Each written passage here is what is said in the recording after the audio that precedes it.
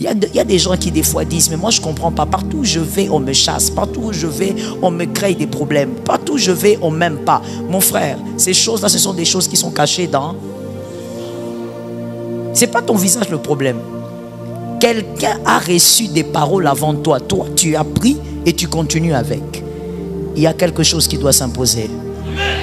Vous comprenez maintenant pourquoi c'est tellement toxique de vivre dans une famille où on vous insulte. Parce qu'en dehors du fait que tu ne sais pas quelles sont les paroles que ton papa avait, que toi tu as hérité, mais quand tu grandis encore dans la famille, au lieu même qu'on te bénisse parce que tu ne sais pas, tu es dans une famille où on t'insulte, on insulte ton intelligence, on insulte ton corps, on insulte tout ce que tu fais, et finalement tu grandis avec beaucoup de problèmes. Voilà pourquoi il y a des gens... Je te donne un conseil gratuit, la terre est comme ça. Voilà pourquoi il y a des gens, mon frère, la vérité c'est qu'il ne faut pas être ami avec. Il y a des personnes, tu les gardes dans la présence de Dieu en prière, mais ne sois pas son ami. Pourquoi tu ne peux pas être son ami? Parce qu'il y a tellement de paroles mauvaises dans son sang que ces paroles-là risquent même de te faire tomber là où tu ne peux pas tomber. C'est comme ça que tu verras, il y a des gens qui ont vécu, je crois qu'elles sont ici aussi, ils sont ici, des personnes qui te disent, mais moi je croyais, j'étais sûr que ce contrat-là on allait signer. Mais quand on est allé avec mon ami, je n'ai pas compris comment les gens qui nous avaient bien reçus lundi nous ont chassés mercredi. Mon frère, c'est un signe. Quand on te reçoit bien lundi, les mêmes personnes te chassent mercredi. Ce n'est pas normal. Il y a quelque chose qui est en train de te chasser. Il y a quelque chose qui refuse que tu prennes ça. Mais peut-être que ce n'est pas toi. Peut-être que c'est celui qui t'accompagne. Jonas va faire renverser la barque. Il faut jeter Jonas. Je prends cet exemple alors que Jonas c'est quelqu'un que Dieu avait envoyé, mais c'est le même principe. Si tu ne les jettes pas dans l'eau, tu vas mourir, et tu vas mourir gratuitement. Voilà pourquoi à un certain âge l'amitié est émotionnelle. À un autre âge l'amitié c'est réfléchi. Aide-moi dire ça à quelqu'un. Premier langage du sang. Le langage que vous avez dans vos veines, les langages du sang familial, c'est-à-dire qu'est-ce que le sang des gens d'une même famille disent, qu'est-ce que ce sang révèle pour les gens uniquement qui sont d'une même famille. Il faut bien comprendre ça parce qu'on parle du sang familial. Premier langage, ce sang parle des frères, ce sang parle des frères entre eux. Ce sang parle des frères entre eux. Ce sang parle des frères entre eux. Explication, ce sang est en train de citer le nom de chaque frère. Lorsque vous vous appelez Anne-Marie et que votre frère biologique s'appelle Luc et vous avez une sœur qui s'appelle Jocelyne, vous trois, puisque vous êtes de la même famille, vos sangs citent les noms des uns et des autres. Pourquoi? Parce que les sangs des frères se reconnaissent. Et même lorsque tu n'es pas avec Anne-Marie, le sang de Anne-Marie cite le nom du sang de son frère. Et le sang du frère de Anne-Marie cite le nom de Anne-Marie. Donc, lorsque vous avez le même sang, vos sangs citent les noms des uns et des autres parce que vous êtes connectés. Deuxième langage. Ce sang, c'est où se trouve son autre. Quand je parle de son autre, je parle de son frère. Ce sang, c'est où se trouve son autre. Virgule. Ce sang, c'est où se trouve son autre. Virgule. Et permet même des fois à l'âme d'avoir des émotions attachées à cette réalité.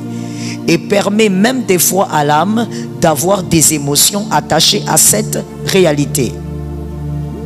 Ce sang sait où se trouve son autre et permet même des fois à l'âme d'avoir des émotions attachées à cette réalité. L'explication de ce deuxième point est celui-ci. Lorsque vous avez votre frère et que votre frère n'est pas avec vous, il ne vit plus avec vous pour plusieurs raisons de la vie, le voyage, les études, le mariage, là où se trouve votre frère, votre sang le sait. Votre âme ne le sait peut-être pas. Si on vous demande où est-ce qu'il est exactement cette minute, peut-être que vous ne savez pas s'il est dans quel pays, s'il a fait un déménagement, mais votre sang est au courant de où votre frère se trouve. Et votre sang, malheureusement ou heureusement, ne peut pas vous communiquer la vérité qu'il connaît. Mais le sang sait où se trouve le frère ou la sœur. Voilà pourquoi, des fois, lorsque votre frère est en danger, ou lorsque un proche de vous meurt, vous allez dire que si vous retracez la journée, vous allez réaliser que cette journée, vous étiez triste pour rien. C'est déjà arrivé à quelqu'un? Évidemment. Vous allez retracer la journée du jour où vous avez perdu votre proche. Vous allez réaliser que ce jour-là, pour une raison que vous ne comprenez pas, vous n'étiez pas d'humeur. Vous n'avez pas voulu parler avec les gens. Vous étiez renfermé ce jour-là. Où certaines personnes ont vécu, à la minute où son petit frère ou sa grande sœur fait un accident, lui, là où il se trouve, il commence à avoir des palpitations. Il ne sait pas pourquoi, mais il s'est senti mal tout d'un coup. Ça, c'est le sang qui sait. Mais ton âme ne sait pas. Et voilà pourquoi j'ai dit que comme le sang sait, il peut des fois transmettre des émotions. Tu as une tristesse bizarre, en réalité, quelqu'un de ta maison vient de mourir. Tu as une tristesse bizarre, en réalité, quelqu'un de ta famille vient de faire un accident. Et pourtant, toi tu es sur Kinshasa, cette personne est peut-être au Bas-Congo. Et tu n'as pas d'information. Mais ton sang réagit parce que ton sang cite le nom de ton frère et son sang cite ton nom. Troisième langage. Ce sang peut vous condamner et vous défendre. Le sang familial que vous portez. Il peut vous condamner, il peut vous défendre. Rapidement à expliquer, c'est-à-dire que si votre frère s'engage à faire quelque chose de destructeur, spirituellement, ça peut vous atteindre parce que vous avez le même sang. Et le même sang aussi peut vous défendre. Par exemple, vous êtes ici à l'attente du prophète, vous déclarez au nom de Jésus, je refuse la mort. Et parce que vous avez le même sang avec votre frère, l'Éternel délivre votre frère d'un accident. Il n'a pas été délivré parce qu'il était concentré sur la moto. Il a été délivré parce que vous ici, vous avez déclaré pour vous. Mais ça va l'atteindre parce que votre sang cite son nom et son sang cite votre nom. Est-ce que quelqu'un m'entend? Et il y a aussi dans le même cadre du sang qui défend ou qui condamne. Vous verrez quelqu'un d'autre dire, à un moment donné, j'ai senti que je devais me mettre à prier pour ma santé. Or, quand vous priez pour votre santé, ce n'est pas parce que vous êtes malade, mais votre sang est en train de vous pousser à le faire parce que l'un de vos frères est sur le point de mourir. Le sang est un langage qui parle beaucoup. Des fois, on ne l'écoute pas beaucoup, mais le sang parle beaucoup. Quatrième langage. Ce sang sert de haie ou de clôture. Ce sang sert de haie ou de clôture. C'est-à-dire le sang familial peut servir de protection. Comme je viens de le dire tout à l'heure. L'un d'entre vous est dans la présence de Dieu. À cause de sa foi, à cause de ses prières, toute la famille est protégée. La famille n'est pas protégée parce que vous portez le nom de Ngandu. Non.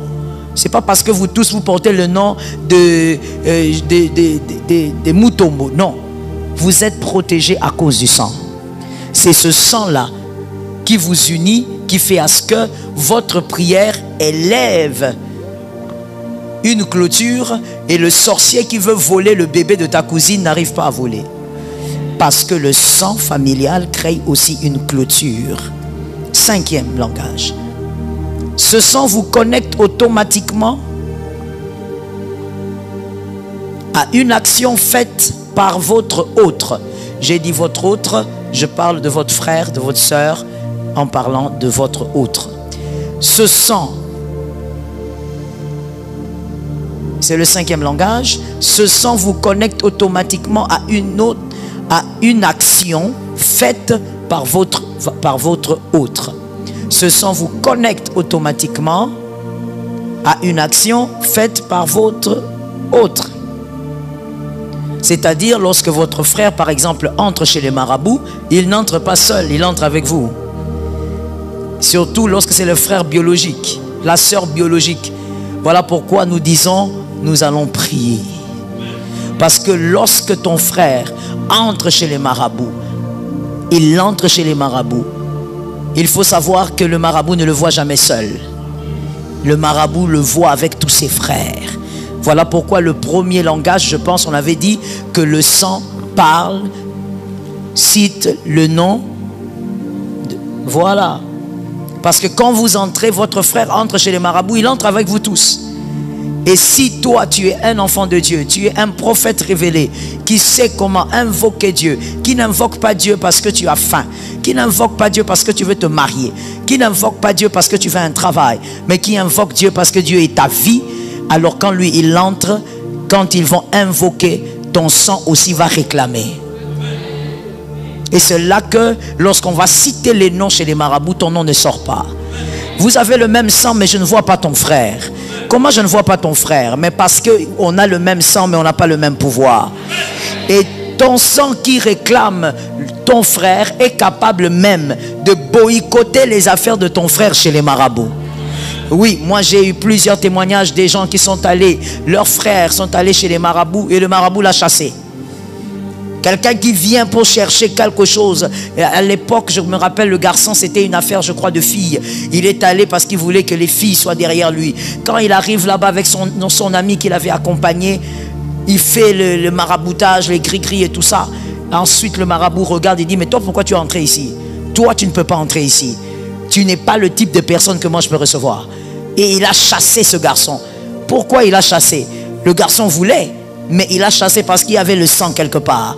Le sang de son frère réclamait qu'il ne pouvait pas être là-bas. La prière que son frère faisait sur la famille était en train de réclamer les autres et il ne pouvait pas tomber entre les mains du mal. Que le sang élève une clôture.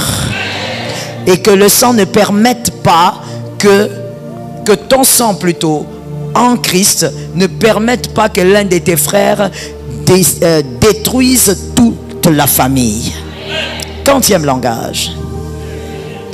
6e langage. Ce sang est le miroir d'un autre. Ce sang, 6e langage, ce sang est le miroir d'un autre. Quand je dis ce sang, je parle du tien. Ce sang est le miroir d'un autre et le vôtre est le reflet d'un autre.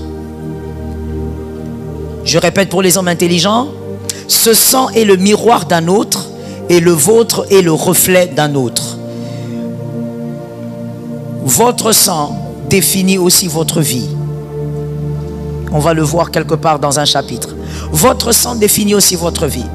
Et la vie que vous avez aujourd'hui est le langage du sang qui vous a précédé. Et vous, ce que vous vivez aujourd'hui est la prophétie de celui qui viendra après vous. Voilà pourquoi il faut qu'on se règle. Voilà pourquoi il faut que l'on prie. Voilà pourquoi il faut qu'on jeûne pendant 13 jours. Oui, parce que beaucoup d'entre nous ici ce soir, vous avez vécu certaines choses, pas à cause de vos erreurs, mais parce que vous avez simplement été la suite d'un sang qui vous a précédé. Le sang qui vous a précédé a eu une certaine vie et vous avez été la suite. Je prie au nom de Jésus. Si quelqu'un sera la suite de ton sang, que ça soit très positive. Si ça ne sera pas positif, que chacun ait son départ. Dis ça à quelqu'un. Oui, parle seulement de la dernière version. Si ça ne sera pas positif, chacun doit avoir son départ. Si toi tu dois être la suite de quelqu'un, alors améliore ta vie, ma soeur. Tu dois avoir une vie de qualité. Ne permets pas que celui qui viendra après toi ait une vie médiocre parce que toi tu as eu une vie façon. Tu dois avoir une vie de qualité pour que la suite soit excellente. Si ce n'est pas le cas, que chacun, c'est tout. Que chacun ait son départ. Que ta fille ait sa vie, que ton fils ait sa vie, que toi aussi tu continues ta vie. Mais si ton sang doit être un sang qui précède d'autres sangs, alors qu'il soit excellent. Ça tombe sur quelqu'un. 40e langage. 7e. Ce sang vous attache aux paroles dites sur vos précurseurs. Ce sang vous attache aux paroles dites sur vos précurseurs. Le sang que vous avez vous attache aux paroles qu'on a dites sur vos précurseurs, ceux qui sont nés avant vous, comme on l'a dit tout à l'heure, ceux qui sont venus avant vous. Les gens qui sont nés avant vous, on a déclaré des paroles sur eux.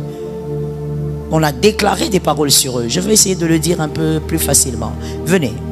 Lorsque on est en train de déclarer sur quelqu'un, on dit, toi, Jean-Marc, nous te bénissons, nous tes pères.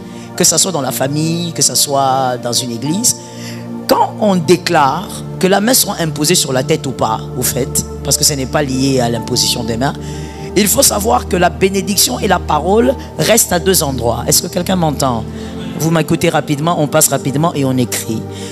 La parole se repose sur deux endroits. Le premier endroit, c'est la parole navigue autour de vous, cogite autour de vous.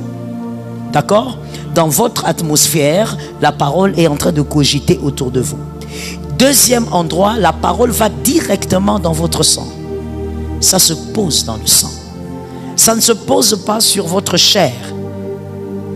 On peut briser votre chair, mais les paroles sont cachées ailleurs. Voilà pourquoi dans les Lévitiques, Dieu disait au peuple d'Israël, ne mangez pas la viande avec le sang, parce que la vie se trouve dans le sang. La vie ne se trouve pas dans la chair. La vie se trouve dans le sang de quelqu'un. Et donc quand on vous bénit, que ce soit par vos pères, que ce soit à l'église, par quelqu'un, ces paroles restent à ces endroits-là. Ça vous environne et ça commence à marcher avec vous.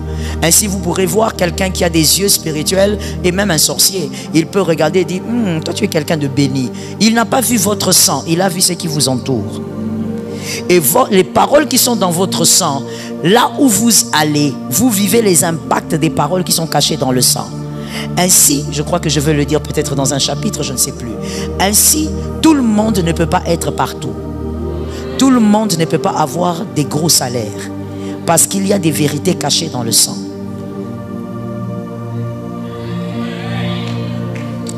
Et je vais même aller, puisque nous parlons des paroles qui vous ont précédé. Dans ce même sens, tout le monde, il y a des gens, et je prie que toi tu imposes ça au nom de Jésus. Il y a des gens qui, même si vous les combattez, ils ne se marieront jamais avec des mauvaises personnes. Pas parce qu'elles sont sages, mais parce que les gens qui sont venus avant ont reçu des paroles dans le sang.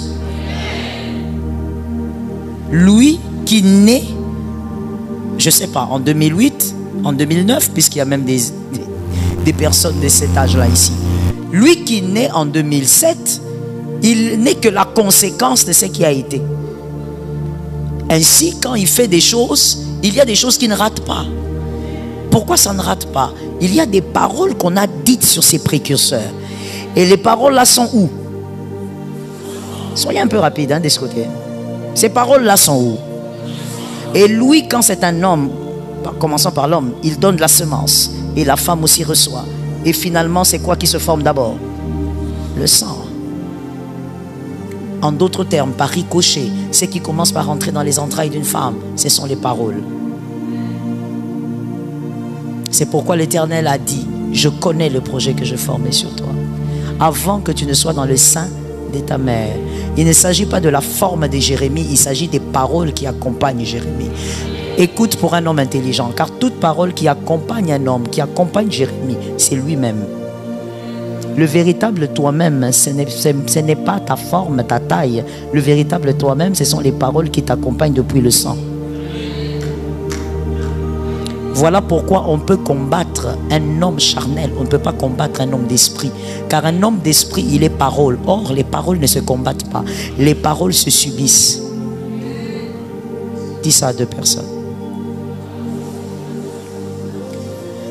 Quand on dit ça à des personnes, est-ce que tu peux au moins parler? Ou bien tu as un problème avec la voisine? Que tu aies un masque ou pas, dis à quelqu'un, les paroles ne se combattent pas. Les paroles se subissent.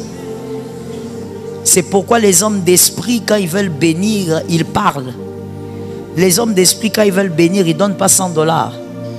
100 $, c'est du papier, ça va terminer avant le soir. La bénédiction, elle va produire des millions. Les paroles,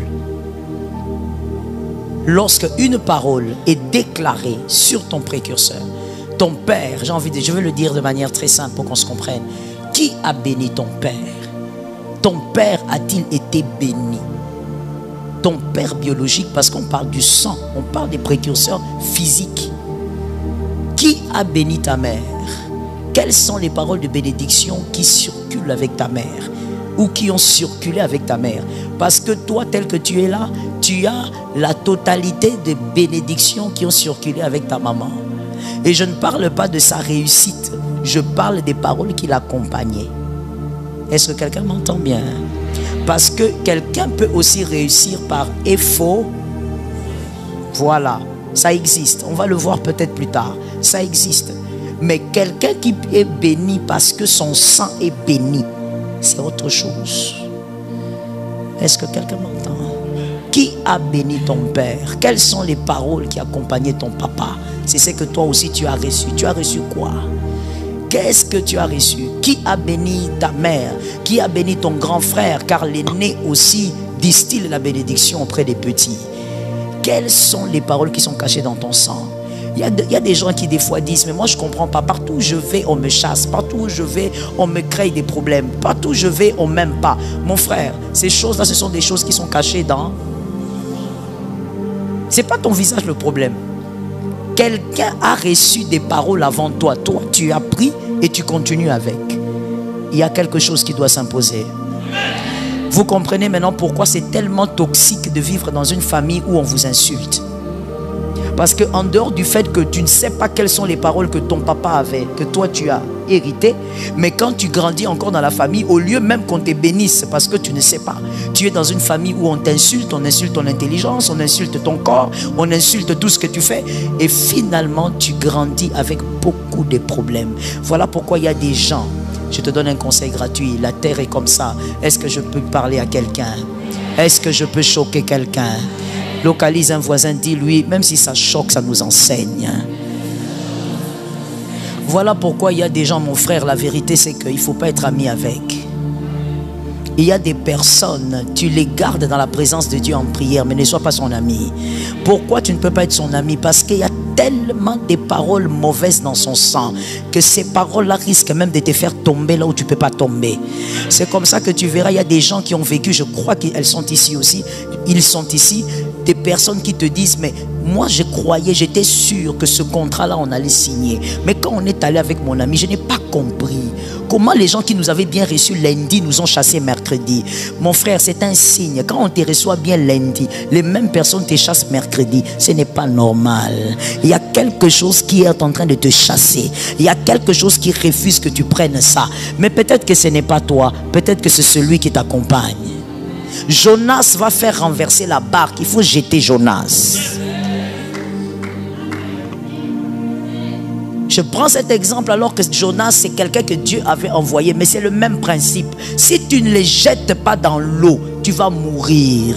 Et tu vas mourir gratuitement. Voilà pourquoi à un certain âge, l'amitié est émotionnelle. À un autre âge, l'amitié, c'est réfléchi. Aide-moi dire ça à quelqu'un.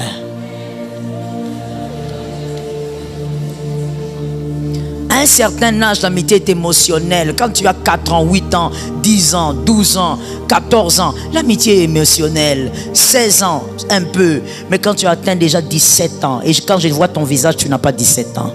Donc quand tu atteins déjà 17 ans, ma soeur, fais attention. Quand je vois ton visage, je comprends que toi, tu as commencé avec Mobutu et tu as continué. Tous les présidents, tu les as connus. Donc fais attention. À un certain âge, on n'est pas amis parce qu'on a grandi ensemble. On n'est pas amis parce qu'on a été en Ngouma et les parents se connaissaient. Il faut que je te voie clair. Si je ne te vois pas clair, il y a 2 destinées pour 2 personnes. Chacun choisit son chemin, c'est tout. Il faut que ça soit clair. Est-ce que quelqu'un m'entend? Ma fille Gertrude, est-ce que tu comprends? Surtout vous qui avez des entreprises, ne blaguez pas avec ces mystères de sang. Il y a quelqu'un, tu le prends avec toi, tu veux l'aider. Mon frère, la pitié ne bâtit pas des châteaux. Je t'avais dit que j'allais te choquer souvent, mais c'est pour t'enseigner. Je suis obligé de te dire des choses que très peu de pasteurs ont le courage de te dire à la chair. Je veux te le dire. La pitié ne bâtit pas des châteaux. Quand tu as pitié de quelqu'un, donne-lui le pain qu'il parte. Ne bâtis pas le château avec celui avec qui tu as pitié. Fais très attention. Tu dois voir clair. Tu risques de prendre quelqu'un par pitié. Tu veux aider, tu veux faire du bien. Alors que lui, son sang est en train de dire condamnation, échec, renversement. Son sang est en train de dire tout celui, et vous savez, il y a des choses bizarres dans la vie. Tout celui avec qui tu seras, que cette personne-là échoue.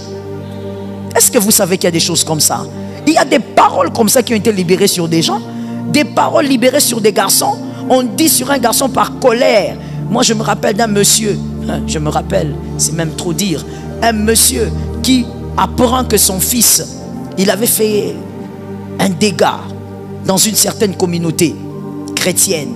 Et le papa avait une grande influence. Il apprend que son fils, vous voyez un peu la folie de la jeunesse, de l'adolescence. Il avait à peine 17 ans. Il est allé faire je ne sais pas quoi. Le père apprend de là où il est. Quand son fils vient seulement, il voit son fils apparaître dans la parcelle. Il enlève le pantalon. Le père enlève le pantalon. Il enlève tout. Il reste comme il était né.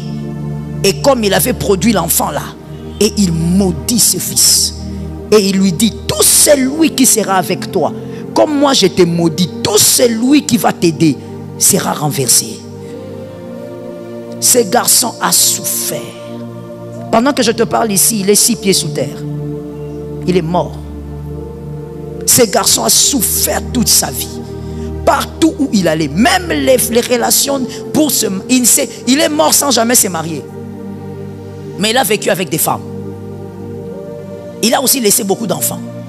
Mais toutes les femmes, aucune, il a donné même un stylo dans la famille. Parce qu'à chaque fois qu'il voulait faire un pas, quelque chose ramenait vers 10 pas en arrière.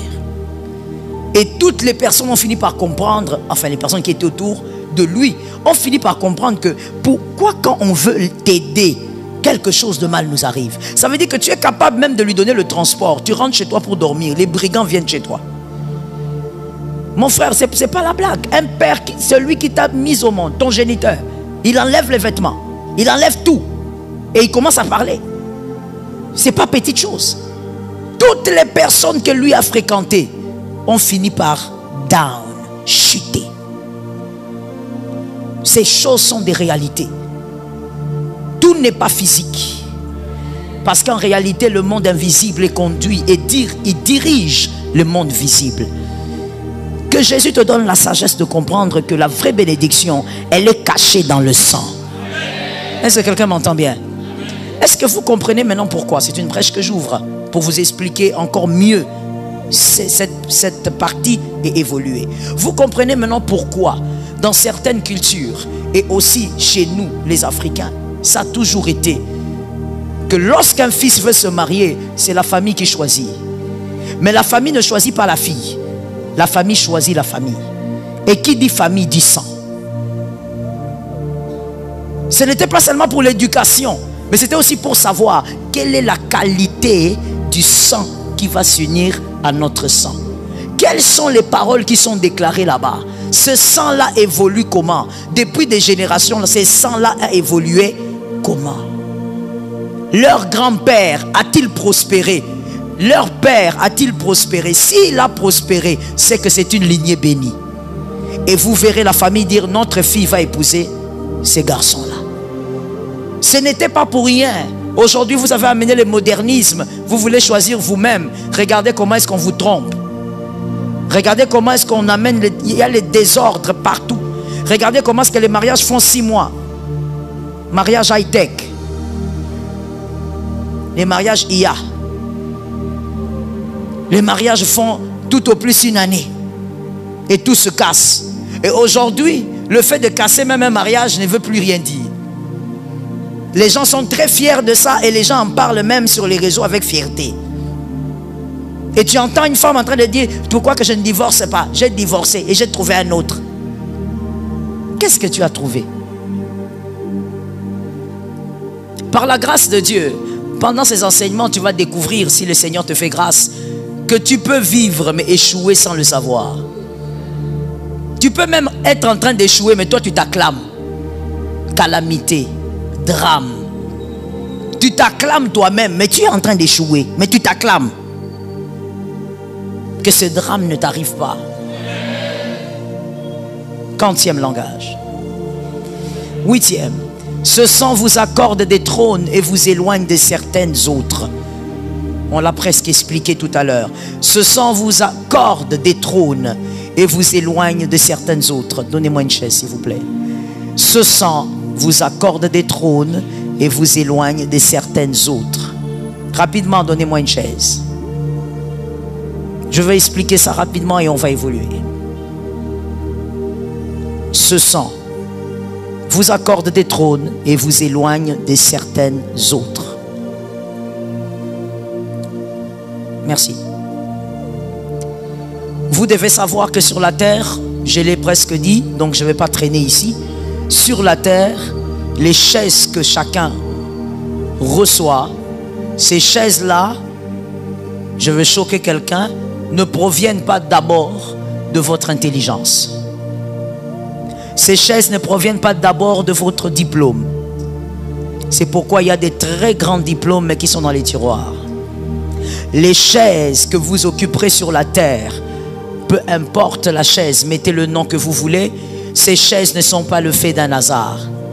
Voilà pourquoi Dieu martèle beaucoup sur les enfants de Dieu, les circoncis, en disant il faut être délivré de la jalousie. Parce que tu vas jalouser quelque chose qui va te tuer finalement. Sur la terre, toute chaise que vous pourrez avoir, cela émane d'abord de ce qui est dit dans votre sang. Ce qui n'est pas dans votre sang, vous ne l'aurez pas. Voilà pourquoi vous vous rappellerez d'un homme qui a failli tuer son frère à cause des paroles. Il a dit à son père, je veux le tuer. Pourquoi? Parce que son père avait imposé des paroles dans le sang. Et son père avait dit, tu seras grand et puissant. Et vous vous rappellerez encore que cet homme-là a tellement pleuré. Comment s'appelait-il? Ésaü, merci. Il a tellement pleuré qu'à un moment donné, il a dit quoi à son papa? Parlez fort, madame. Vous lisez la Bible, parlez fort. Qu'est-ce qu'il a dit à son père quand son père a dit, j'ai déjà béni ton frère? Reste-t-il encore quelque chose? Donne-moi même quelque chose. Il demandait de l'argent. Il demandait les paroles qui allaient s'imposer à deux endroits, l'atmosphère et son sang. Il savait que s'il laissait papa comme ça, s'il suivait seulement les caprices de papa, que papa dit je n'ai rien, il allait quitter sa présence en n'ayant rien pour ses fils, en n'ayant rien pour sa descendance. Donc quand Ésaü pleure là, il est en train de dire, je ne peux pas quitter ta présence. Où est les peines de mes enfants? Où est la part de mes fils? Si je te quitte comme ça, ma vie sera bizarre. N'importe qui pourra me détruire. Il faut que tu me donnes quelque chose. En d'autres termes, Ésaü réclamait sa chaise. Parce qu'Ésaü savait que s'il quittait là, il y a des choses qu'il n'aurait jamais. C'est que vous devez avoir sur terre, les chaises, je précise les chaises, c'est-à-dire les positions dans la société, directeur d'entreprise, DG, ministre, tout ce que vous voulez. Ce sont des choses inscrites dans... Ce ne sont pas des choses qu'on arrache dans la prière. J'arrache, mon frère. On va peut-être en parler plus tard, mais restons d'abord sur ce qu'on doit dire aujourd'hui. Il y a des choses qui ne vont arriver que si c'est inscrit. Voilà pourquoi vous allez remarquer, je crois que vous l'avez déjà remarqué, vous êtes assez intelligent. Vous allez remarquer qu'il y a des personnes, quand vous les regardez, vous sentez qu'ils ont le leadership. Ils sont nés avec. Ce n'est pas qu'on les a formés, ils sont allés dans des études de leadership, ils ont appris comment leader. Vous sentez qu'ils sont nés leaders. Ça se trouve. Ce sont des choses qui ne se forcent pas. C'est comme ça que je vais être un peu dur sur ce point-ci. Peut-être que je veux m'adoucir un peu plus tard. Mais je veux dire que dans la vie, il faut savoir ce qu'il y a dans ton sang. Ce qu'il n'y a pas, ne cours pas derrière. Ça risque d'être compliqué. Commence d'abord par prendre ce qu'il y a. Il y a quelqu'un qui peut me dire, mais pasteur, la foi. Moi, je vais te donner un conseil gratuit. Avant d'appliquer ta foi, prends d'abord ce qu'il y a. Ok? Commence d'abord par prendre celle qu'il y a avant de vouloir créer ce qu'il n'y a pas. Si tu n'arrives pas d'abord à prendre ce qu'on t'a donné gratuitement, pourquoi tu veux te battre à créer quelque chose par la foi? Possède d'abord ce qui est à toi. Voilà pourquoi je t'ai dit tout à l'heure que la suite C'est-à-dire, après toi, fais des hommes qui vont bénéficier d'un sang béni. Est-ce que quelqu'un m'entend? Ainsi, quelqu'un a compris qu'il y a des chaises qu'on ne cherche pas à avoir. Ne te bats pas avec quelqu'un. Ça ne sera pas pour toi. Si dans le sang, il n'y en a pas, il n'y en a pas. Je vais donner un exemple banal pour celui qui ne comprend toujours pas. C'est comme la royauté. La royauté, elle est génétique. Hein? C'est le sang. On donne le papa a fini. Le fils, ou certains, ce sont les petits-fils. Et puis ensuite, ça continue. Donc même si tu es très intelligent et que tu es un ministre quelque part, tu ne seras pas roi.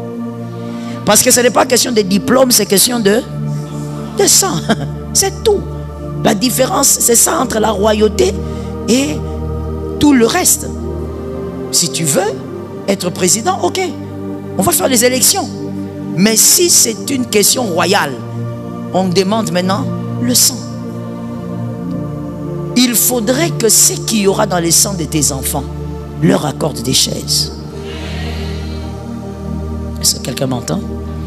Aujourd'hui, je ne te donnerai pas les signes qui peuvent t'aider à comprendre que tu peux posséder certaines chaises. Parce que je n'aurai pas le temps. Je vais te donner d'abord autre chose.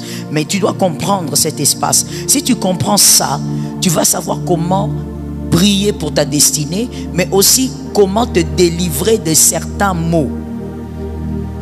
Comment t'en délivrer avant même que le Saint-Esprit n'intervienne. Comme la jalousie et l'envie. Quand tu comprends ça, tu ne seras pas jaloux. Il a eu cette chaise-là. Ce n'est pas de sa faute.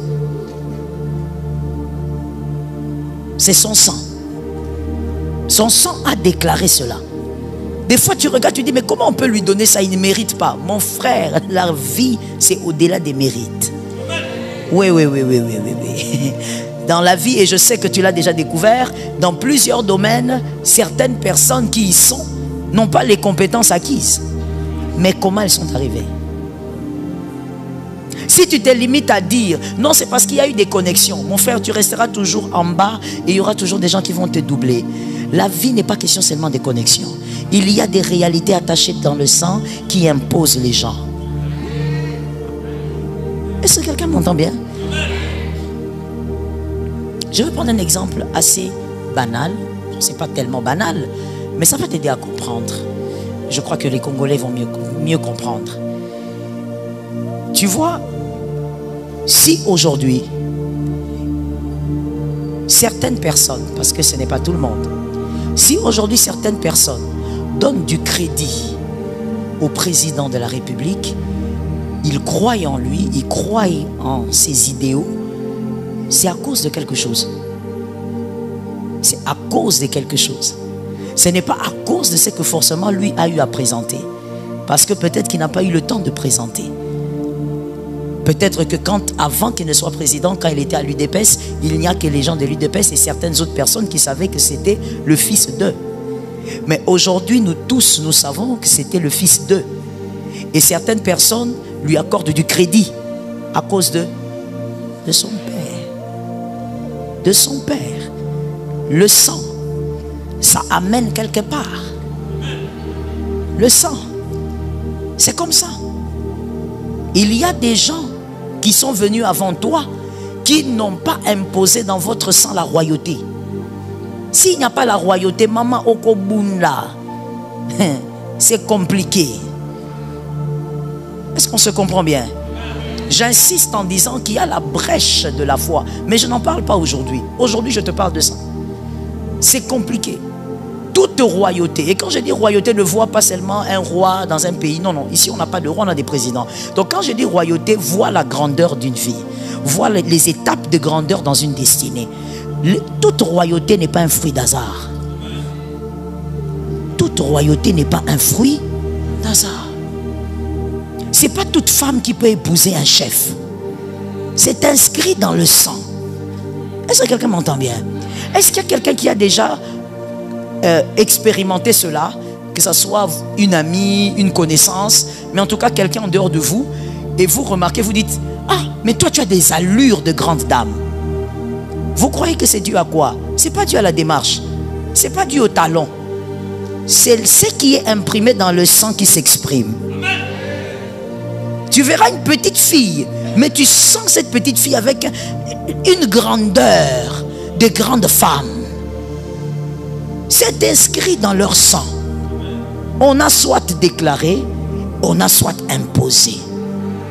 Après toi, si ce n'est pas meilleur que toi, que chacun ait... Tu me suis très bien. Le sang a ses réalités. La royauté est aussi cachée là-dedans. Des fois, tu vas te présenter, tu dis, mais pourquoi pas moi? Pourquoi pas toi? Tout dépend avec qui tu as été. Est-ce que je peux parler? Est-ce que je peux parler? Si vous êtes choqué, c'est que ça vous aide. Il y a des personnes qui ont un sang tellement imposant. Il y a la royauté dedans. Que si tu te balades avec, il t'absorbe. N'est-ce pas? Parce que quand j'enseigne, j'ai besoin que tu réfléchisses. C'est pourquoi je vais doucement. Parce que je ne veux pas seulement que tu m'écoutes. Tu dois réfléchir. Penser à ta vie. Penser aussi aux choses que tu as vécues dans la vie. Il y a des gens.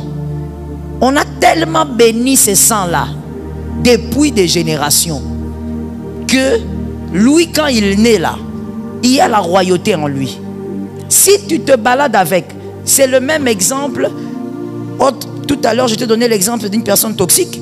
Mais là, je te donne l'exemple d'une bonne personne, mais qui est aussi dangereuse. Car je veux que tu m'aides à dire à un voisin, les bonnes personnes sont aussi dangereuses. Quelqu'un a entendu ça? Si tu manques à l'un de ces cultes, l'envoûtement est sur toi. Que Dieu te délivre de l'envoûtement. Tu apprends ou tu n'apprends pas?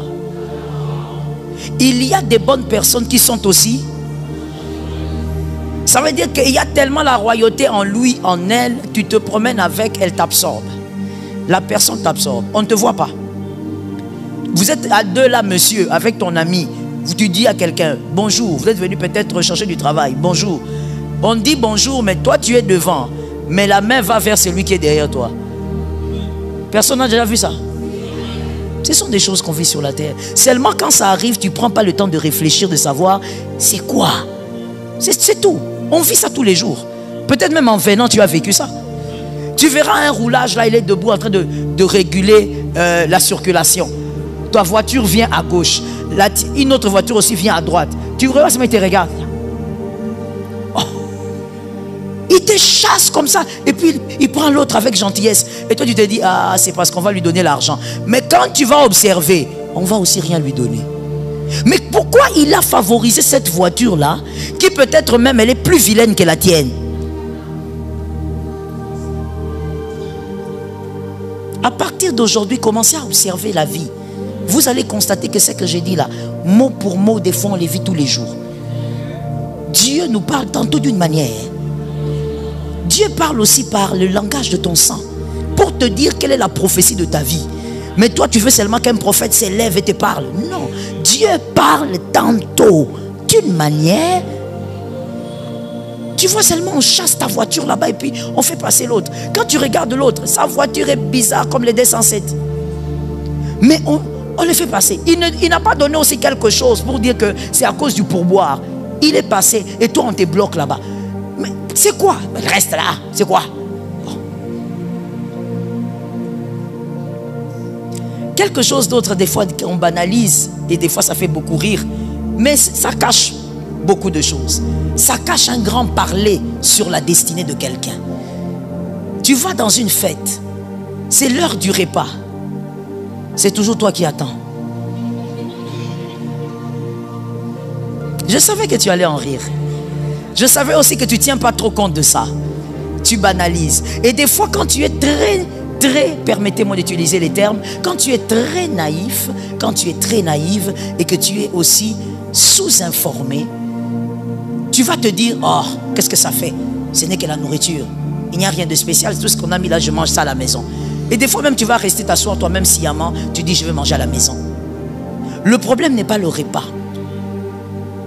C'est pourquoi il est écrit, mon peuple. C'est le peuple de Dieu, hein? Choisi de Dieu. Mais tu es en train de périr tous les jours. À toutes les saisons, tu rates tes bénédictions. Parce que tu ne comprends pas le langage que Dieu utilise, même dans des fêtes. Le problème, ce n'est pas le repas.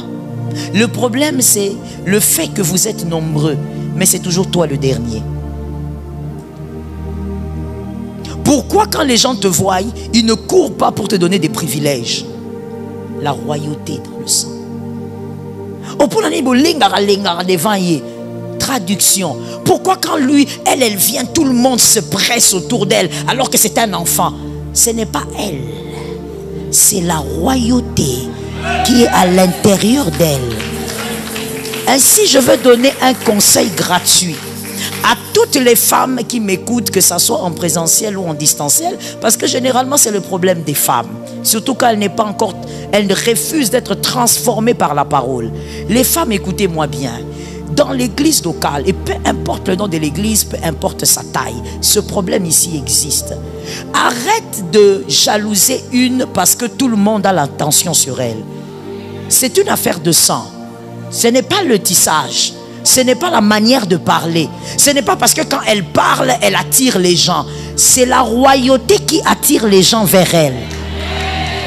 Arrête de... Mesdames, mesdemoiselles, c'est votre maladie dans les églises. C'est comme ça que vous jalousez les gens pour rien. Tu es à l'église, mais il y a des filles avec qui tu ne parles pas. Parce que tu as l'impression que cette fille-là, toute l'attention est sur elle. Et tu te poses la question, elle est spéciale en quoi? Ma soeur, la vie de l'homme n'est pas cachée sur le visage, n'est pas écrite sur les visages. En réalité, en l'homme. Elle a des choses en elle qui fait à ce que même si elle ne parle pas. Vous avez déjà vu ça, n'est-ce pas? Quelqu'un est assis dans son coin après le culte ou avant le culte, parce que je parle des églises locales. Vous verrez les gens venir autour d'elle, mais elle n'a rien dit. Peut-être même que ce n'est même pas elle qui parle, mais il y a des gens qui sont venus autour d'elle, l'entourer. Les gens viennent lui poser la question, tu vas bien? Et si toi tu souffres d'un manque de transformation, tu vas jalouser et tu vas retarder ta bénédiction. Si tu as une femme à côté de toi, dis à cette femme, sois délivrée de la jalousie. Est-ce que tu as dit ça?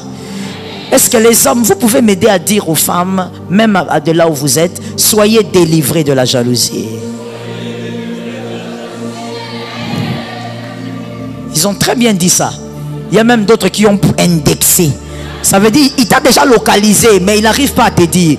Là, je lui ai donné l'occasion de te parler. Certaines choses, on ne se tue pas pour ça. C'est déjà inscrit dans le sang. Est-ce que quelqu'un m'entend? Que Jésus te donne la victoire. Quantième langage? 9e, vous êtes sûr? D'accord. Avant d'aller vers le 9e, s'il vous plaît, écrivez sur le 8e. La royauté de David était dans son ADN. La royauté de David était dans son ADN. David a su terrasser Goliath aussi parce qu'il avait une royauté qu'il reconnaissait. Eliab était son frère. Il était aussi appelé à la royauté parce qu'il était fils de Juda. Mais il n'a pas su être roi parce qu'il ne reconnaissait pas sa royauté. C'est une autre dimension aussi de la royauté dans le sang. Lorsque vous avez la royauté dans le sang, lorsque votre sang est un sang qui vous bénit, qui a des paroles bénissantes, vous devez aussi être capable de reconnaître. Ce que tu ne reconnais pas n'existera pas. Tu dois reconnaître que moi, je suis une personne bénie. Moi, je suis une personne qui saisira des grandes choses. Tu dois reconnaître qui tu es. Si tu ne reconnais pas qui tu es, c'est catastrophique. Vous savez pourquoi aujourd'hui il y a malheureusement les homosexuels? On appelle chez nous à Kin les 2 fois 2 fois. Vous savez pourquoi? Même si je ne comprends vraiment pas pourquoi on dit 2 fois 2 fois. J'ai réfléchi mais je n'ai pas trouvé. Alors, les homosexuels, vous savez pourquoi ils sont homosexuels? Ils sont homosexuels parce qu'ils ne reconnaissent pas ce qu'ils sont. Le manque de reconnaissance de ce que vous êtes vous détruit. Ils ne reconnaissent pas qu'ils sont des hommes, c'est tout. Ils se convainquent que ce sont des femmes. Quand vous ne reconnaissez pas que vous êtes royal, vous serez comme Eliab. Il était aussi royal, c'était le frère de David. Il est de la même lignée, la lignée royale. On a dit que le bâton de commandement ne quitterait pas Judas, c'est-à-dire que c'est une lignée des rois. Il pouvait aussi être roi comme David. La seule différence, c'est que David savait qu'il était roi. C'est pourquoi devant Goliath, il a dit, moi je suis circoncis, toi tu es incirconcis. On n'est pas pareil. Dans la vie, des fois, il faut savoir dire aux gens, on n'est pas pareil. Ce n'est pas de l'orgueil, c'est ce qu'on est. Dans la vie, il faut savoir clamer ce qu'on est. Sans orgueil, clamer ce que... Dis à quelqu'un, il faut que tu apprennes à reconnaître ce que tu es. Oui, ce n'est pas de l'orgueil. Il faut reconnaître ce que tu es. David a regardé, il a dit, ce n'est pas discutable. Moi, je suis circoncis. Je parle ou je laisse. Je choque ou je choque pas. David, c'était une manière de dire, frère, même si c'est caché dans les pantalons, mais on se connaît. Il était en train de dire ça. Il dit, même si les gens ne voient pas, même si c'est caché, mais toi comme tu es là, tu sais qui tu es. Moi aussi je sais qui je suis. Et à cause de ce que moi je suis, je ne combattrai jamais seul avec toi. L'armée céleste va descendre ici. Savoir qui on est place aussi sur la chaise. Tu as peut-être un sang béni, un sang royal, mais comme tu ne reconnais pas, tu te sens toujours petit. Tu marches comme une autruche. Pourquoi tu marches la tête baissée? Pourquoi? Tu as toujours la tête baissée. Vous savez, l'expression physique révèle beaucoup de choses. Oui, oui, oui. Même les policiers l'utilisent aussi pour attraper les meurtriers et tout ça. L'expression faciale, l'expression physique, la manière dont tu parles, ça peut t'accuser. La manière dont tu bats les yeux comme ça, comme un voleur, ça t'accuse. On te pose la question, au lieu de répondre la tête levée, tu sais qui tu es, tu assumes ce que tu dis. Toi, tu es toujours comme ça, comme l'autruche. Tu ne crois pas en toi, frère. Nous sommes dans un monde de requins. Oui, oui, Lucien, on n'est pas au ciel. On est encore ici. Et ici, le prince de ce monde, ce n'est pas Jésus. C'est ce qui est écrit. C'est pourquoi il est écrit, vous êtes ici, n'oubliez pas, vous n'êtes pas d'ici. Parce que votre roi n'est pas roi ici. C'est un monde de requins. Fils, si tu ne crois pas en toi, personne ne croira. Avant même que ton pasteur ne te booste, booste-toi toi-même. Comme ça, s'il arrive même que le pasteur meurt, tu t'es déjà boosté. Oh, mais oh, c'est la vérité. Oh, personne n'est éternel, les pasteurs sont des humains. Il peut aussi mourir même avant toi. Booste-toi. N'attends pas que quelqu'un ait pitié de toi. Je t'ai dit que la pitié ne faisait pas quoi? Très bien, je suis béni, j'ai des personnes intelligentes. La pitié ne bâtit pas des châteaux. N'attends pas que quelqu'un vienne. Oh tu sais, toi aussi. Dis-toi ça toi-même. Moi je suis royal. Moi je suis béni. Moi je ne fais pas ce genre de choses. Vous savez, il y a des péchés qui vont vous quitter parce que vous parlez au péché. Lord Jesus. Tu regardes le péché, tu dis péché, tu vois, tu m'as trop dérangé. Impudicité, tu m'as trop dérangé. On m'a piqué par des fourmis, on a failli me piquer par des serpents. Tout ça seulement pour l'impudicité. Impudicité, moi je ne te ressemble pas. Je ne suis pas le genre de personnes qui restent comme ça dedans. Il faut parler, dire ce que tu es. Confesser ce que tu es va te donner Goliath. Est-ce que quelqu'un m'entend? Goliath est déjà entre les mains de Dieu. Si tu veux Goliath, réclame Goliath. Dieu te donne ce que tu réclames. Je disais à quelqu'un, je te le dis aussi, ce que tu appelles vient vers toi. Ce que tu appelles te cherche. Ce que tu appelles s'identifie à toi. Lorsque tu regardes, tu regardes le miroir, tu dis, moi je suis un homme très beau. Très beau. La femme qui va m'accepter, c'est une femme qui a la grâce. Tu parles. Tu regardes et tu dis, moi je ne peux pas épouser une femme toxique. Tu parles. Tu dis non, non, les gens des femmes là que j'ai vues, mes tantes là. Tu dis non, non, non, non, je ne veux pas ça. La race que moi je vois là, non. Les gens de femmes où quand l'homme parle, elle a déjà commencé à carburer dans les paroles, elle parle. Ça veut dire même l'homme est étonné. Elle parle sans s'arrêter. Quand l'homme lui dit, mais pourquoi tu dis des sottises? Tu as dit que je suis sotte. Donc les gens des femmes qui ne savent pas faire la différence entre ce qu'on a dit et ce que tu es. Elle mélange tout. Donc tu veux dire que moi je suis sotte. Donc ma maman. Vous ne les connaissez pas? Elles sont là, non? Ça veut dire les femmes toxiques. Ça veut dire que avec elles, quand tu as des problèmes, toi-même tu commences à chercher l'intervention. Tu dis ici comment on va vivre. Lorsque vous n'êtes pas d'accord, tu l'appelles, tu dis mais écoute, tu vois ce que tu avais fait là, c'était pas bien. Les pires de toutes, c'est celles qui disent Ça veut dire quand elle a dit ça, c'est la finition. Elle parlera plus. Toi tu crois que quand elle parle pas, c'est qu'elle entend. Elle ne t'écoute plus. Les oreilles sont bouchées. Tout ce qu'elle fait, c'est se taire. Elle rumine la vengeance. 2 jours, elle te boude. 3 jours, elle prépare mais elle ne te parle pas. Mais toi aussi tu es courageux, tu manges. Pourquoi tu manges? Il faut savoir qui on est, clamer ce qu'on est. Parce que quand tu clames ce que tu es s'amplifie.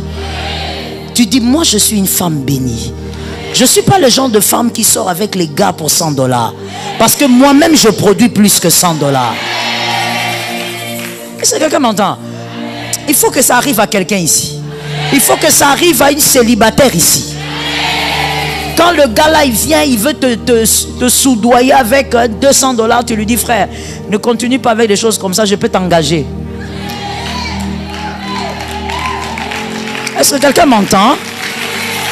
Ça veut dire que toi-même tu sais qui tu es. Et même si aujourd'hui tu ne peux pas l'engager, tu dis frère, moi tu sais dans 2 ans, je vais t'engager. Il te regarde et dit, ah, tu es orgueilleuse hein? Il dit, non je ne suis pas orgueilleuse. Je sais. C'est tout. C'est tout. Refuse de... Écoute bien. Refuse de savoir qui tu es sans le dire. C'est de la destruction. Il faut dire qui tu es. Dieu, quand il a dit que la lumière soit, c'est parce qu'il savait que dans ces ténèbres, la lumière était quelque part. Il l'a appelé parce qu'il croyait que la lumière pouvait dominer. Apprends à appeler. Apprends à dire ce que tu es. Tu pleures, après tu prends je sais pas, un mouchoir ou quoi, tu essuies tes larmes, tu commences à dire qui tu es. Est-ce que quelqu'un m'entend? C'est le 40e langage. 9e langage, vous êtes sûr?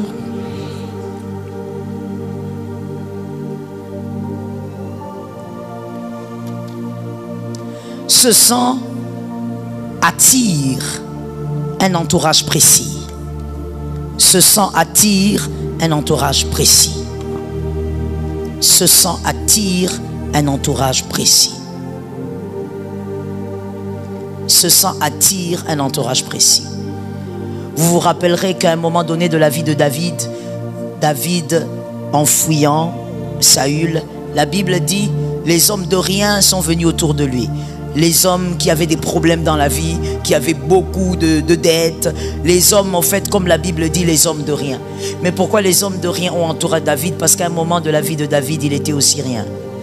Pour les hommes, il ne valait rien. Ces hommes ont entouré. Et après quelque temps, il y a des chapitres qui viennent après qui disent, ces hommes sont devenus des vaillants de David. Comme lui est devenu vaillant, il a fait de ces hommes des vaillants. Mais avant qu'ils deviennent de vaillants, c'était des hommes de rien. Pourquoi? Parce que lui aussi, à un moment dans la vie, il était un homme de rien. Le sang attire les relations. Ce qui est inscrit dans votre sang attire aussi certaines personnes. Voilà pourquoi, conseil gratuit, arrête de suivre des caprices inutiles pour te séparer de certaines personnes. Parce qu'il y a des gens qui sont venus à cause de ce qui est inscrit dans ton sang. Ils ne t'ont pas approché. Aujourd'hui, je parlais à un fils, je lui disais, nous, enfants de Dieu, nous devons le savoir. Et d'autres aussi, disciplines, le savent à leur manière. Lazare n'existe pas. Tout pour quelque chose. Lazare, ce n'est pas par hasard que toi tu es ici. Ce n'est pas par hasard que je suis ton pasteur. Non, non, non, il a eu l'invitation. C'est ce que Dieu t'a laissé croire. Mais tout est lié. Ça veut dire que quand tu as rencontré cette personne, ce n'est pas une personne. C'est une bibliothèque. Et celui qui entre dans une bibliothèque sort avec. Ça veut dire que tu la rencontres dans la vie. Ça te donne, je vais choquer, ça vaut 5 ans à l'université. Mais une rencontre. Pourquoi? Ton sang l'a attiré pour que tu arrives à atteindre quelque chose. Pour que dans ta vie, il n'y ait pas un nom de honte. J'aime cet amen, mon frère. Je mets amen ici. Pour que dans ta vie, il n'y ait pas une étiquette de honte là. Ton sang a attiré cette personne-là. Parce que les choses que tu vas commencer à partager avec elle vont t'aider à ce que dans ta vie, jamais on t'appelle par exemple divorcé. Par exemple. Que jamais par exemple on t'appelle polygame. Parce que tu auras rencontré quelqu'un. Est-ce que quelqu'un m'entend? Quand on est adulte, on gère bien les problèmes dans les relations. Je t'ai toujours dit, quand le serpent veut détruire une relation, qu'est-ce qu'il fait? Oui, très bien. Maintenant, mettez un mot dessus. Je l'ai souvent répété. Quand le serpent veut détruire une relation, il tue la communication. C'est la première chose qu'il fait. Il met un pont. Plutôt, il casse le pont. Il ne faut pas communiquer. Lorsque tu as un problème avec quelqu'un, fais attention de ne pas rater de communiquer. Ton sang peut attirer des gens qui vont t'amener très loin. Est-ce que quelqu'un m'entend? Je peux donner un exemple banal. Dans la parole de Dieu, il y a une femme qu'on appelle Esther. Cette femme-là, quand elle va, elle est au milieu de plusieurs, elles sont vierges. Elle est comme les autres vierges. Mais quand elle va, comme on venait de le dire, Agaï, celui qui s'occupait des concubines du roi depuis toujours, il a toujours géré les concubines du roi. Il sait comment le roi aime que ses femmes soient et ses concubines. Agaï qui regarde plus de 200 vierges, plus de 300, et il s'avance seulement près d'Esther. Tu crois que c'est un hasard? Non. Pourquoi c'est seulement vers elle? Et elle aussi, quand elle reçoit Agaï, elle a l'attitude d'une femme élevée. Quelqu'un me dit l'attitude d'une femme élevée. Aide-moi à dire à une voisine, à un voisin, même si c'est un voisin, il faut avoir l'attitude d'une femme ou d'un homme élevé. L'attitude d'une femme élevée, quand quelqu'un vient chez toi, quand quelqu'un t'approche, tu le reçois. Parce que tu ne sais pas c'est qui. Les femmes médiocres, les hommes médiocres, quand quelqu'un t'approche, parlons d'abord de la femme, elle sera là.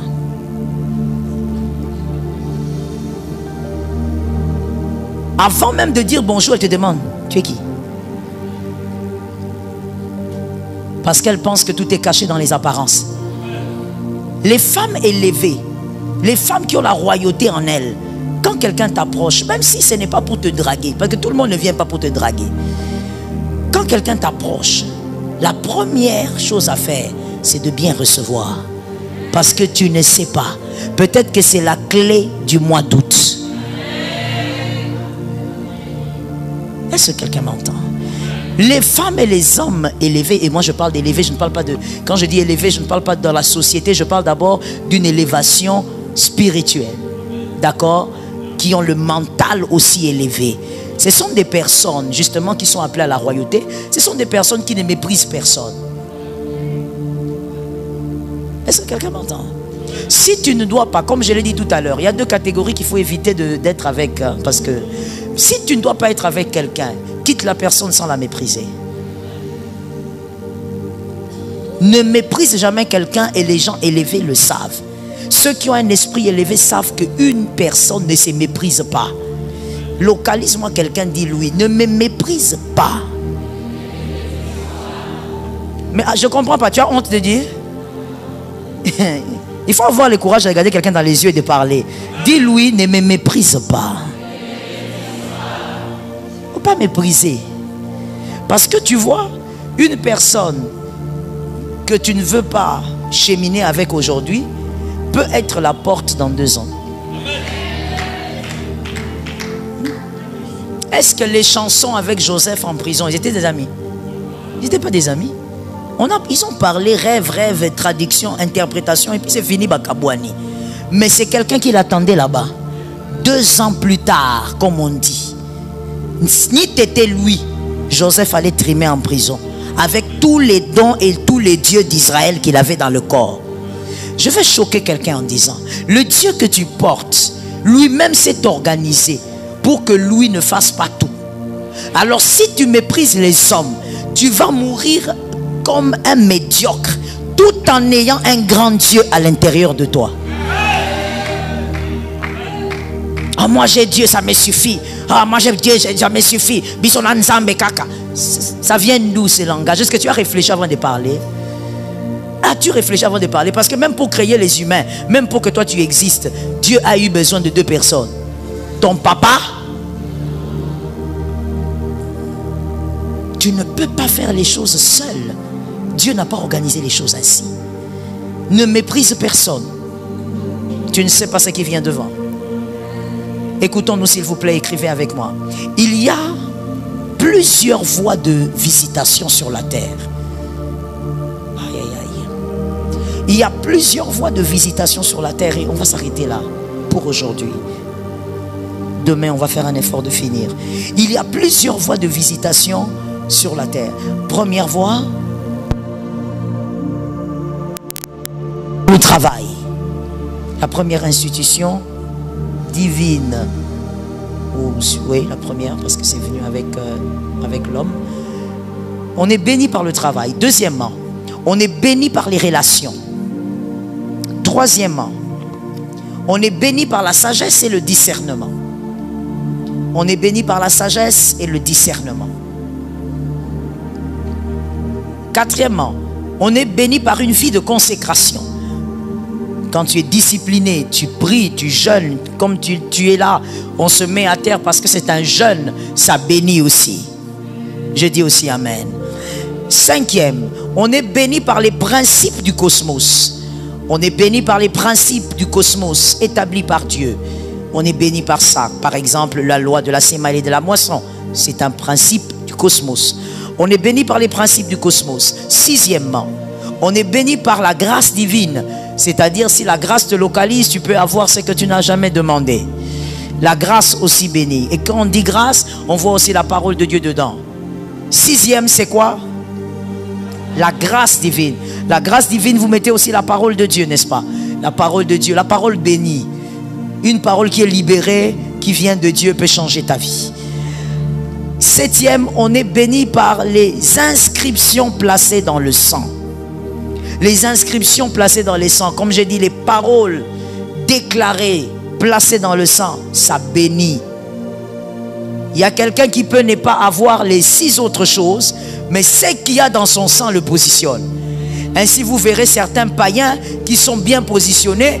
J'ai envie de le dire, je vais le dire en lingala. Nyon Suezalaraki cité. Traduction, tout n'est pas fétiche. Il y a des vrais païens, très païens, qui sont positionnés, pas parce qu'ils ont touché à quelque chose, à un gris-gris, mais à cause du sang. Son sang fait de lui un chef. Là où il va, on lui donne la chaise. Tu dis, mais moi je prie plus que lui. Il n'y a pas que la prière dans les voies de bénédiction. Il n'y a pas que la consécration. Il y a aussi ce qu'on a mis à l'intérieur du sang. Que Jésus te donne la victoire. On peut finir, non? On fait un effort de finir ce chapitre. D'accord? On fait un effort. Si tu ignores dans la vie tout ce que tu dois savoir, si toi tu ignores, tu risques de célébrer les miettes et de courir derrière des choses que tu n'attraperas jamais. Que Dieu t'épargne cette perte de temps. Si tu ignores, tu risques de célébrer les miettes et de courir derrière des choses que tu n'atteindras pas, qui t'échapperont toujours. Des choses qui ne font pas partie de ta destinée. Ne cours pas derrière les choses que tu n'atteindras pas. Psaume 25, 4. Le psaume 25, 4. Le psaume 25, 4. On est en train de finir, on écrit clairement ce qu'on dit, s'il vous plaît. Le psaume 25, 4. Prenez aussi le psaume 16, 11. Le psaume chapitre 16, verset 11. Ces deux psaumes parlent de la connaissance. Connaître. Connaître des livres. Vous connaîtrez la vérité et la vérité vous affranchira. Écris s'il te plaît. Petit 1. Connaître, c'est vivre. Celui qui sait vivra. Ce n'est pas celui qui a le pain qui vivra, c'est celui qui sait. C'est pourquoi une écriture dit: l'homme ne vivra pas de pain seulement, mais de toute parole. Cette parole qui sort de la bouche de l'Éternel t'amène à une certaine connaissance. Connaître fait vivre. Nous sommes dans le petit 1. On écrit juste en bas. Tirer. Ignorer, c'est mourir en respirant. Ignorer, c'est mourir en respirant. Ne respire pas seulement, vis. Ne sois pas comme une fleur. La fleur respire aussi. Ne sois pas comme un arbre. L'arbre respire. Il profite de l'oxygène. Ne sois pas comme un arbre. Vis. Ignorer, c'est quoi? En respirant. 2. Connaître, c'est renaître. Celui qui sait renaît. C'est-à-dire, il va mieux faire ce qu'il n'a pas pu faire hier. Parce qu'il connaît aujourd'hui. Comme ce soir, il y a des gens qui ont compris. Et vous êtes en train de renaître. Il y a des choses que vous n'allez plus jamais faire parce que vous connaissez. Connaître, c'est renaître. Tirer sur le petit 2. Ignorer, c'est s'installer dans l'oubli. Ignorer, c'est s'installer dans l'oubli. Vous vous installez vous-même dans l'oubli. Que cela ne soit pas pour vous. On va t'oublier même dans la famille. On va même oublier qu'il y a un fils qui a ce nom-là dans la famille. Pourquoi? Pourquoi on va t'oublier? Parce que tu ignores certaines choses pour devenir. Celui qui ne devient pas, on l'oublie. Celui qui ne devient pas, on l'oublie. On risque de t'oublier dans ta propre famille. On cite ton nom comme ça. Les tantes commencent à demander: c'est l'enfant de qui? Il vient d'où? Non, mais l'enfant de oncle Bernard. Oncle Bernard. Oncle Bernard, il a une fille. Oh, il a une fille. D'ailleurs, il a une fille unique. On t'oublie. Pourquoi? Tu ignores. Tu ne dois pas ignorer. Voilà pourquoi tu es assis à terre et que tu es en train de prier. Tu es en train d'écouter, tu es en train d'écrire. Parce que tu dois connaître ce qu'il faut connaître pour changer. Pour avancer, il faut connaître. Troisième réalité sur la connaissance. Connaître, c'est vaincre les pièges de l'échec. Celui qui sait, il pourra vaincre certains échecs.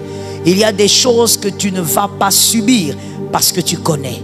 Il y a des échecs que tu ne vas pas endurer parce que tu connais.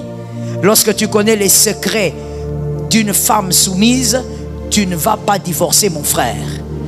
Le secret d'une femme soumise, c'est l'amour. Si tu l'aimes, elle va se plier. Si tu l'aimes, elle va s'incliner. Si tu l'aimes, elle va se soumettre. Est-ce que quelqu'un m'entend? Connaître, c'est vaincre l'échec.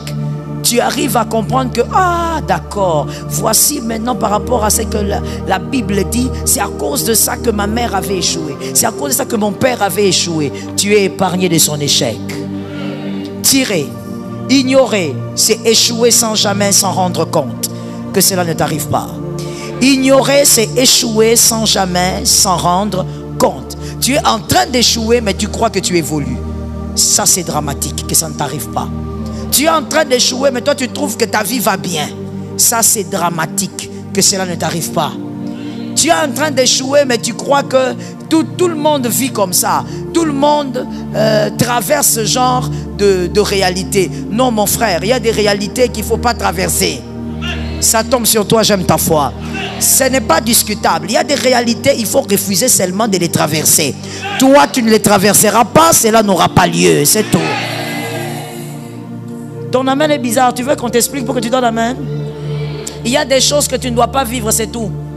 Tu ne vas pas aussi essayer. Oui, ça arrive à tout le monde. Dans tout le monde là, qu'on enlève ton nom. Ça tombe sur toi, j'aime ta foi. J'aime la foi des hommes qui sont de ce côté ici. Il y a des choses qu'il faut refuser, c'est tout. oh non, voilà, ta femme est enceinte, maintenant le bébé est mort dans les ventres. Non, c'est tout. J'entends, c'est vrai que ça arrive aux gens, mais moi, c'est tout. Oui, tu refuses. Tu dis, moi, quand je me marierai, ma femme, première grossesse, bébé. Deuxième, bébé. Troisième, bébé. Quatrième, c'est tout. Oh non, mais tu sais, ça m'a kamboyaka. Et pas nanga ikoyate. Ekoleka. Traduction, chez moi, ça n'arrivera pas. Chez moi, ça va passer. Tu n'es pas obligé de vivre toutes les réalités dramatiques des humains. Oh non, il s'était marié. Maintenant, quand il s'est marié, il a épousé une femme qui l'a menti. La femme là n'avait plus de trompe, mais elle a menti. Merci mon frère. Tu as compris. C'est ça l'attente du prophète. Il faut refuser. Non. Pourquoi toi tu dois seulement tomber sur une fille menteuse? Pourquoi? Toi tu ne peux pas tomber sur une fille bien, qui a une bonne éducation, qui ne ment pas, qui te dit la vérité dès le départ. Toi seulement une menteuse. Tout ça c'est aussi à cause de tout de toi. C'est à cause de tes yeux. Tu ne choisis que ce qui... Donc toi tu choisis seulement les vases quand tu regardes. Menteuse. Ça veut dire les vases où il y a plein de mensonges là. C'est ce qui t'attire. Il y a quelqu'un qui m'a dit, et c'est vrai, ce qui m'a fait rire, c'est que la personne qui m'en a parlé est adolescente. Ça m'a fait réfléchir, qu'elle puisse le comprendre. Elle m'a dit, il y a quelque chose que j'ai remarqué. Généralement, les hommes n'arrivent pas à rester avec les femmes qui les aiment.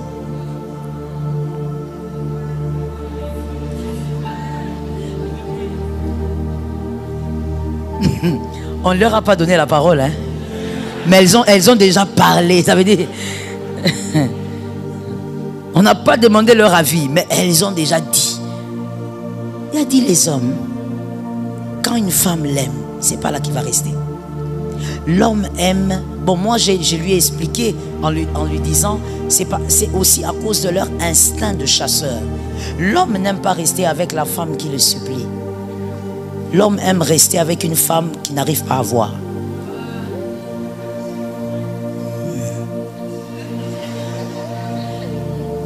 C'est pour ça que vous allez remarquer, je ne veux pas développer dedans parce que je ne veux pas des problèmes, j'ai déjà beaucoup de problèmes.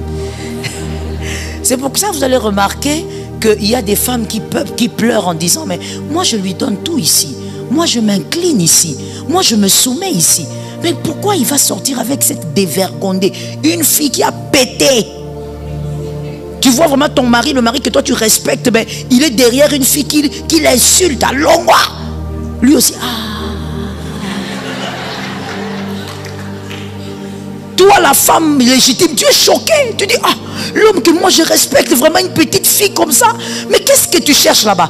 Les hommes ont une maladie. Oui, je vais l'appeler comme ça. C'est une maladie. Depuis la création. Peu importe, même le pape. Et cette maladie-là, c'est tout ce qui est un acquis. Ça le dérange. Tout ce qui est un acquis le dérange. C'est la chose qu'il possède totalement là. Ça les met mal à l'aise. C'est pourquoi toujours on donne des conseils aux femmes mariées. Il faut être là et puis... Une femme mariée doit connaître cette technique. Tu dois être comme le caméléon. Tu ne dois pas être une sangsue comme ça pour ton mari partout. Non. Je te dis, il va se fatiguer de toi. Même si tu es la meilleure femme. Parce que ça fait partie de leur nature. Il faut, à un moment tu es là, à un moment tu es comme si tu n'es pas là. Et puis il commence à te chercher. Tu es où? L'homme aime chercher. Est-ce que toi tu connais une écriture qui dit l'homme à qui on donnera une bonne femme? Ça dit quoi? Celui qui trouve. Est-ce qu'on peut trouver sans chercher? Ils sont comme ça, ils aiment chercher. C'est pourquoi des fois, fais-toi aussi un peu dur. Osa péter trop. Caleçon pété. Il n'y a pas de traduction pour ça. Sois un peu solide, non? Hein? Sois un peu solide. Toi, dès qu'on te dit seulement bonjour, je le veux. Sois un peu... Hein? Les techniques ancestrales, là, les techniques anciennes, tu connais pas ça? Ils te cherchent un peu. Non, j'ai réfléchi, mais tu réfléchis pas. Tu as déjà décidé. Mais seulement l'homme aime tout ce qu'il cherche. S'il ne cherche plus, c'est fini. Est-ce que quelqu'un m'entend bien? Que Dieu te donne la victoire. Frère, toi aussi apprends à regarder les choses essentielles de la vie. On te dit, mon frère, cette fille est une bonne fille. Non, pasteur, elle n'a pas les mollets. Et puis écoute la raison que toi tu vas sortir. Pasteur, il faut qu'elle ait les mollets. Quand je vais tomber malade, elle va me porter. Aventurier. C'est ton cheval ou bien? Que Jésus vous aide. Mariez-vous bien. Quatrième et dernier point sur la connaissance. Connaître, ce n'est pas échapper à sa destinée. Connaître, c'est n'est pas échapper à sa destinée. Celui qui connaît n'échappera pas à sa destinée. Oui, parce que n'oublie pas d'écrire ça aussi. La connaissance appelle la connaissance. Celui qui connaît aura toujours tendance à connaître. Parce que celui qui connaît saura que l'ignorance est une mauvaise maladie. Il cherchera à connaître. Qu'est-ce que ma destinée dit? Qu'est-ce que Dieu a dit sur ma destinée? Qu'est-ce que mon sang a dit sur ma destinée? Connaître, ce n'est pas échapper à sa destinée. Tu n'échapperas pas au nom de Jésus. Ignorer, c'est... Ignorer, c'est aimer sa vie alors qu'elle n'est pas votre destinée.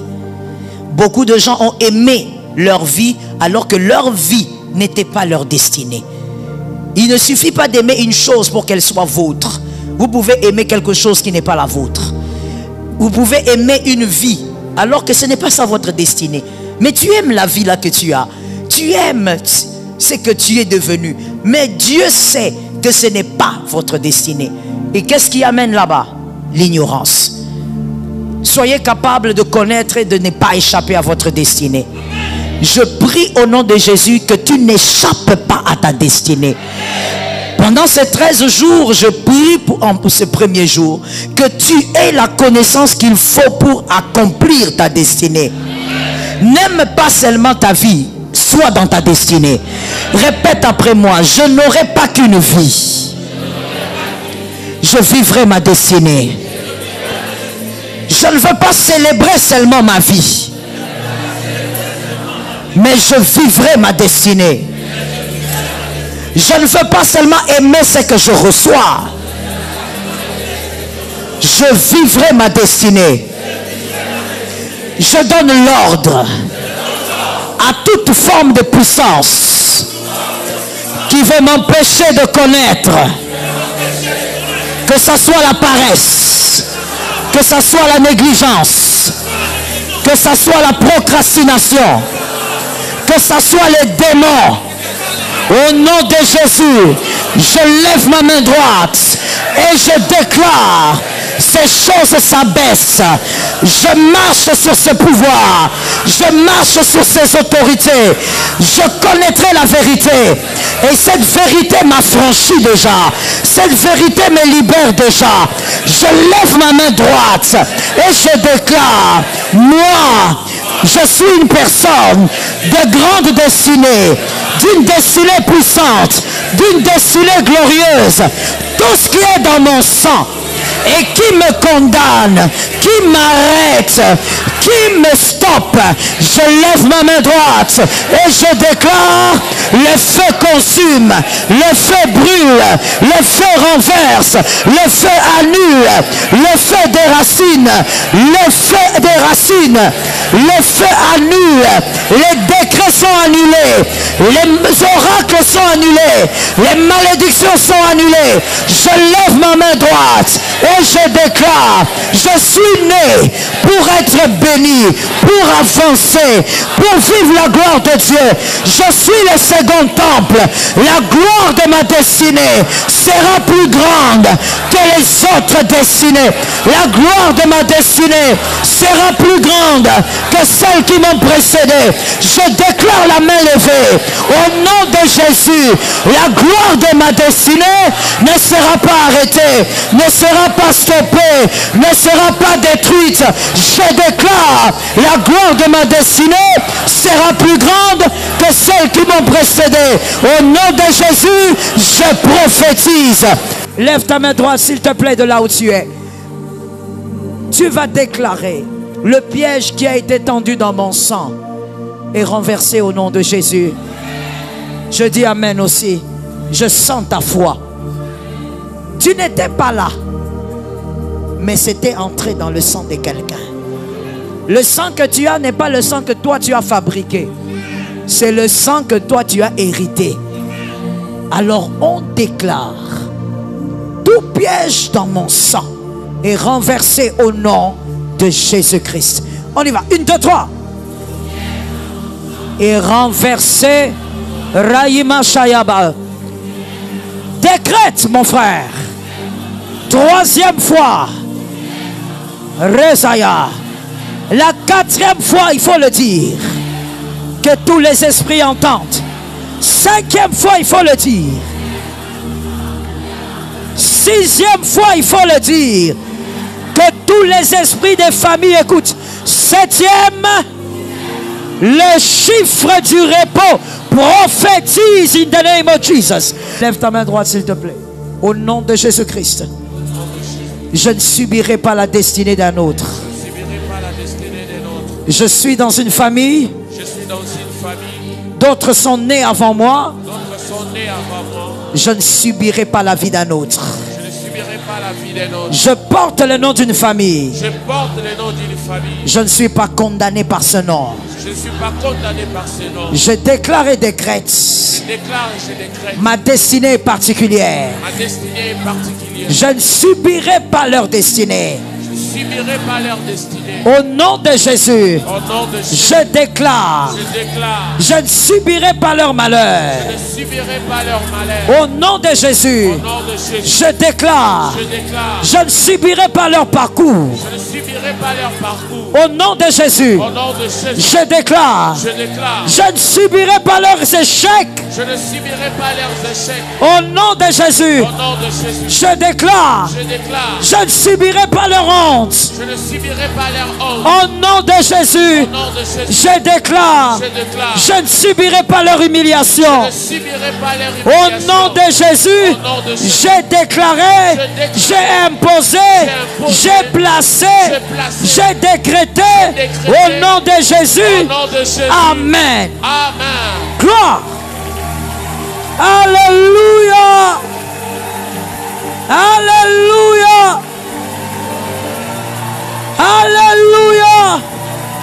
Les victorieux, les prophètes. Alléluia. Merci Jésus. Tu peux t'asseoir sous la grâce. Ce qui devait être placé a été placé. J'espère que tu n'as rien raté.